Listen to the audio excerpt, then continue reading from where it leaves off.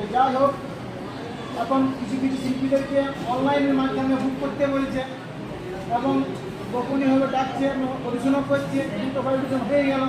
গত বছর নভেম্বর মাসে একটা হয়েছিল, আর ইদানিং হাজার হাজার দুবার কদিন আগে তো হয়ে গেল।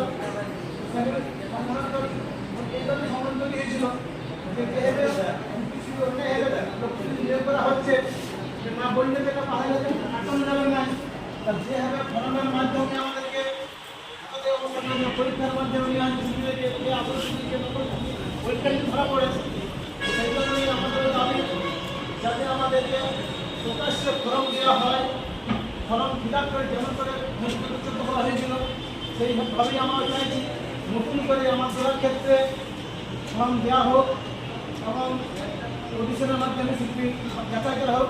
তার জন্য যে কোটা আমার জেলায় মিনিমাম এখন 1000-500 কোটা লাগবে কি কম করে বলছি, ভালো হয় বাকি রয়ে গেছে। সেই কারণে কন্টিনিউ সরকার কিছু চাইবেন না, আমার আন্দোলন হতে হবে।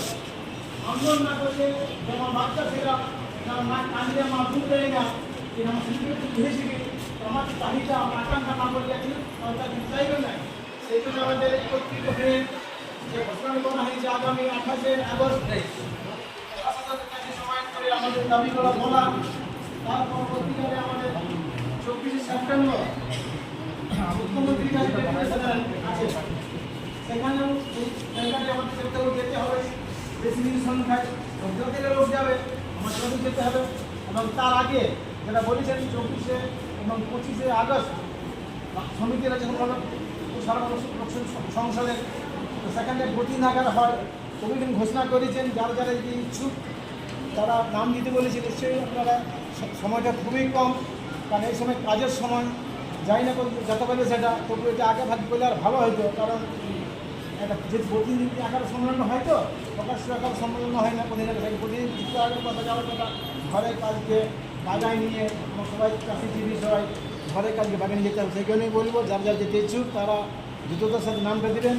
আর আমাদের যে বিষয়টা বলা হলো যে আমাদের দাবিগুলো আছে সেটা নিয়ে তো আন্দোলন চলছে, আগামী দিনে একটা ছৌ ইউনিয়ন আমাদের জেলাতেও আছে। আর তারা একত্রিত হয়ে আমাদের পুরুলিয়া জেলা জঙ্গলমহল ছৌ একাডেমি এবং জঙ্গলমহল মহিলা ছৌ একাডেমি এবং পুরুলিয়া ছৌ ইউনিয়নের যৌথ উদ্যোগে এই সমাবেশটা হবে, প্রকাশ সমাবেশটা হবে আমাদের 28শে আগস্ট। যারা জামাই ডেপুটেশন তার আগেও বলা হয়েছিল, একটা প্রস্তাব ছিল এইটা ডিএম সাহেবের আগে দেওয়ার আগে ডিআই সাহেবের কাছে একটা এই বিষয় নিয়ে বলা, কারণ যিনি আধিকারিক আমার ডিআইসিও তাকে যদি না বলা হয় তাহলে তো অ্যাটাক হয়ে যাবে। সেই জন্য বলবো যাই না কী ধরনের করছে যাই না, যাতে বলবো ওটাকে নিয়ে তারপর তাকে যাওয়া। আর বেশি বেশি লোক না হলে কিন্তু ঝান্ডা নিয়ে বলা হবে, যদি কিছু লোক কম সংখ্যায় ধরলো এই কোনো লোকের দরকার তাহলে থাকবে। আর বেশি বেশি লোক ধরো মাথা কাম বাদ দিয়ে হবে না, তাহলে আমার জেলায় তো লোক বাকি রয়ে গেছে। সেই কারণে একটা কিছু সুবিধা হতে পারে, সেই জন্য বলে বেশি কিছু বলছি না। প্রত্যেককে পুনরায় আমার তরফ থেকে পুনরায় অভিনন্দন জানিয়ে আমার কথা শেষ করছি। ভালো থাকুন, সুস্থ থাকুন, এটাই কামনা করি।